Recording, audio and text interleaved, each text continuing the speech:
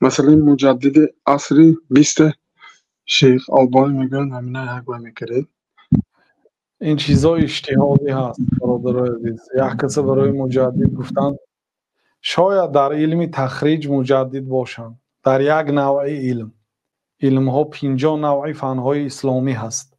علم تفسیر هست، علم حفظ قرآن هست با تجوید و با قرائات، علم علوم قرآن هست، علم حدیث هست، علم شرح حدیث هست، علم مصطلح الحدیث هست، علم تخریج هست، علم علل هست، علم تاریخ هست، علم لغت عربی 12 قسم دارد، علم فقه 12 قسم دارد، 12 فن علاهیده دارد، 50 نوعی فن علم های شرعی هست.